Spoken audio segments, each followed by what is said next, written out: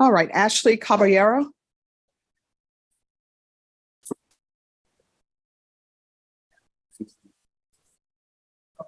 Court is calling 2023 CR 1351, State of Texas versus Ashley Caballero.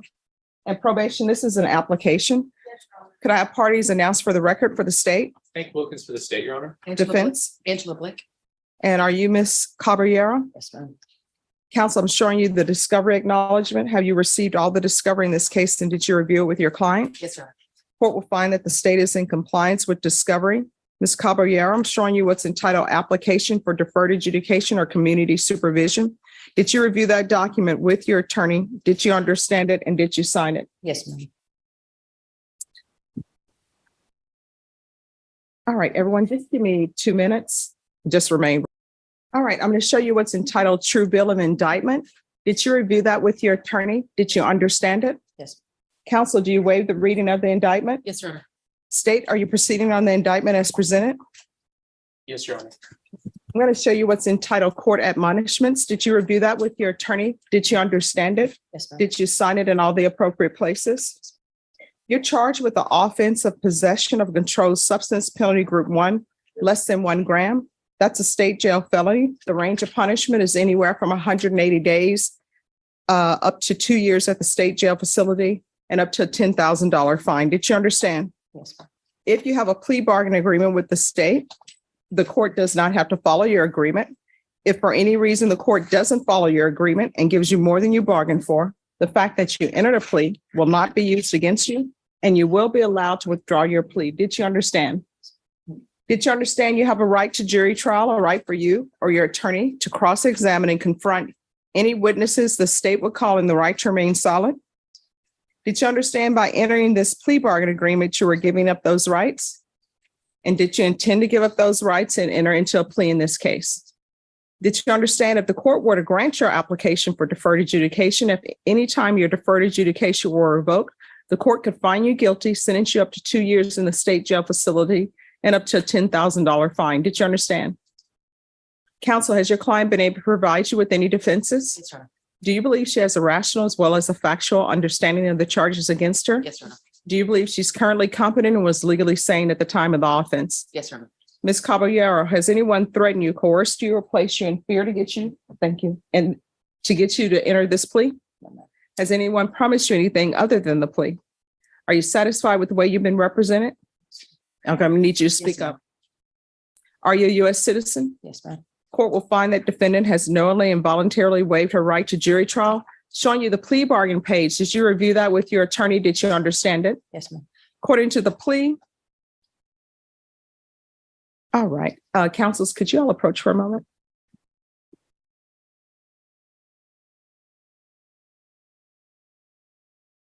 We're going to go back on the record. So I'm showing you the plea bargain page. Did you review that with your attorney? Did you understand it? Yes, ma'am. According to the plea, the state is recommending deferred adjudication and a $500 fine. Of course, the court will hear argument on the fine, but usually the court probates the fine. Did you understand that to be the plea? Yes, ma'am. Defense? Yes, sir. State? Yes, Your Honor. Showing you the waiver of appeal paragraph. Did you review that paragraph with your attorney? Did you understand it? Yes, ma'am. Until I finish. Oh.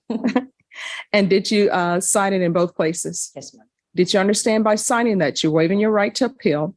The only items that can be appealed are written pretrial motions that have been filed, heard, and ruled upon by the court. Did you understand? Yes, ma'am. Counsel, have there been any such motions? Your Honor.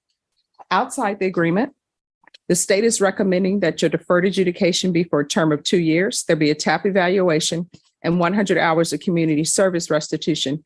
Did you understand those were recommendations from the state and the court does not have to follow those recommendations? Yes, ma'am. Then to the offenses charged, how do you plead? Guilty, not guilty, or no contest? State, any evidence? Yes, Your Honor. I submit State's Exhibit 1 in the attachments. No, Judge, Your Honor. All right. And state, you may be excused to continue to confer. Judge. Ms. Caballero, I'm showing you what's entitled waiver and consent to stipulation of testimony and stipulations. Did you review that document with your attorney? Did you understand it? Did you sign it in all the appropriate places? Yes, ma'am.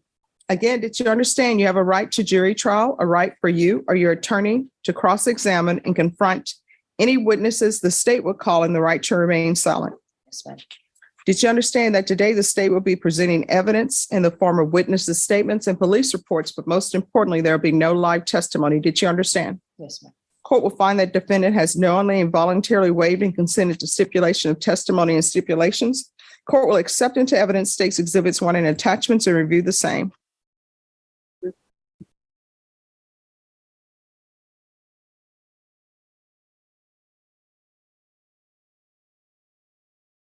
All right, after reviewing state's exhibits 1 and attachments, the court will find there is sufficient evidence to find you guilty. The court will defer finding of guilt as you've applied for deferred adjudication. Are you proceeding with sentencing? Yes, Your Honor. Anything you wish to say on behalf of your client? We just request the court waive or probate the entire fine. All right, the court will probate the fine. Ms. Caballero, how many children do you have? I have 7. 7? Everyone, please whisper. And what are their ages? I have 18, 17, 16, 11, 10, 9, and a 7. Wait, 11, 10. 9, 9. and 7. All right, and now you have a baby on the way? Yes, ma'am. All right, you're 18, 17, 16, 11, 10, 9, and 7. Where are they? My 3 oldest are with their dad. My 10-year-old and my 9-year-old are adopted by my cousin. My 11-year-old and my 7-year-old are adopted by my brother. So because you're saying adopted, I'm assuming there was a CPS case? And what happened with the CPS case? I voluntarily signed over my rights. All right, what were they asking you to do that you did not do? I didn't comply with my house service. I needed 1 room to be completed and it wasn't completed on time. So Child Protective Services does not have you signing away your rights because of place. I was doing everything I was supposed to. It's just, it wasn't, my house wasn't completed to get my kids back on time. So it was either the state took them or they voluntarily signed over my rights. Child Protective Services, that's not the way it works. The way Child Protective Services works. And I would tell you, I think your attorney may have handled Child Protective. You have not? Not many. All right. I've handled plenty of Child Protective Services cases. And what you're telling me, that's not the way it works. You know how it works? They give you a year to get your life together to try to get your children back. And what ends up happening is you have a babysitter for free for a year. And what they want you to do is not use drugs. They want you sober. They want you to have a place for your children. They want you to be able to financially support your children. Now, if your housing is not ready, because they help you get housing. Yes, it was just that's what it was, the placement, my housing. It was just, they said that one of the rooms wasn't completely finished because I had to rebuild my rooms. No, let me just tell you, what you're telling me now is not true. And let me tell you why I say it's not true.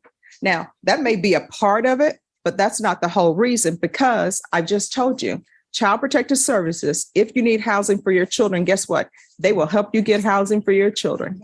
If there's a problem with the house where you're staying at, where maybe it's not up to code, guess what? Child Protective Services will help you get your house up to code. They do all of that.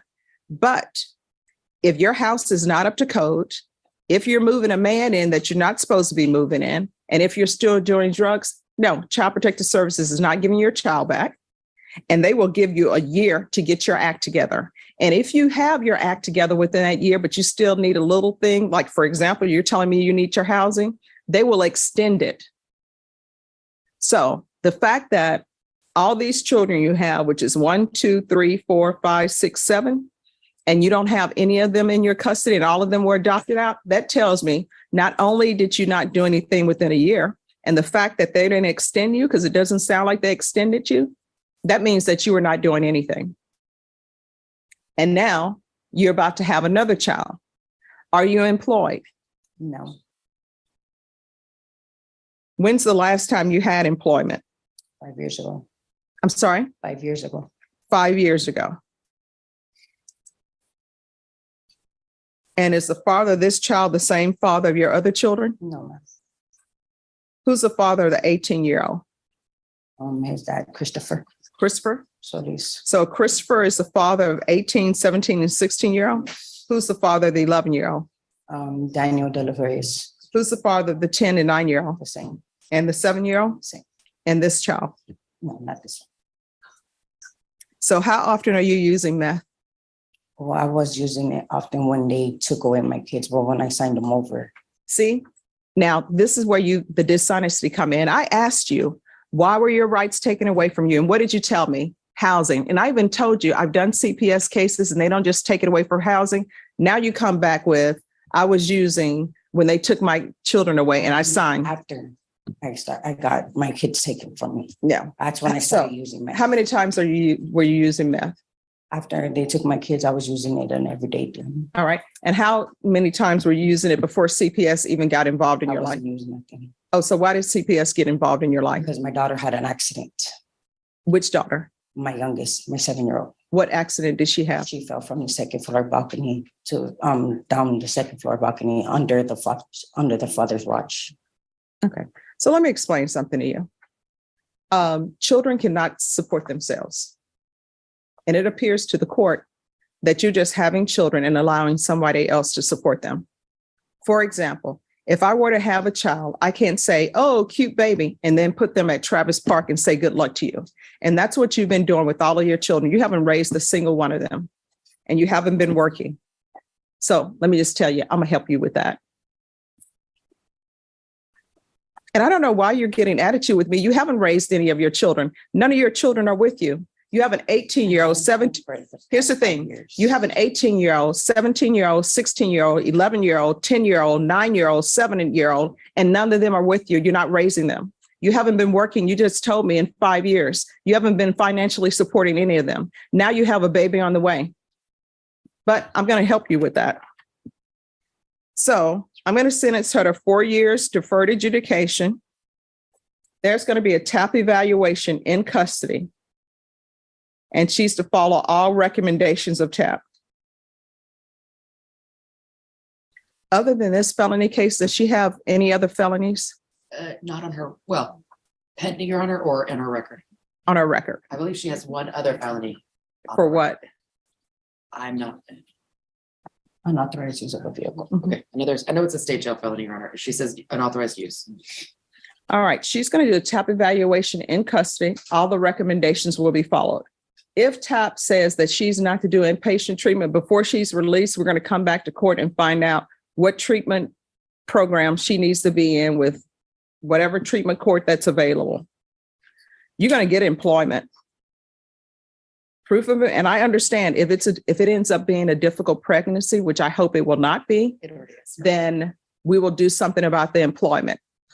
I know my mom worked until 9 months. I know she's explained to me she's already a high risk. All right. There's going to be proof of employment within 45 days of release. And if she can't work, then she'll need to find she need to have a doctor's excuse.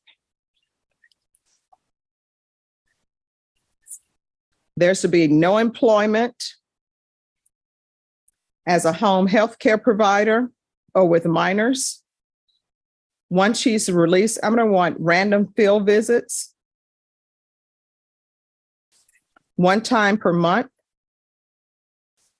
until further notice. We're going to do the UA hotline until further notice. 200 hours of community service restitution. I'm going to order parenting classes. Make sure that's intensive parenting classes. And once she completes that, the community service hours will be waived. There's to be no unsupervised contact. There's a $500 fine that will be probated. Regular reporting by Zoom or in person. How far did you go in school? I went up to the 10th grade Why didn't you graduate? because I was going down the route path. Okay. And do a gang evaluation on her, please. Probation, is there anything else she needs?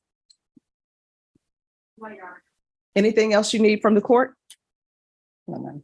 All right, because this is a plea bargain agreement, because I followed your plea bargain agreement, and because you waive your right to appeal, you do not have the court's permission to appeal. Do you understand?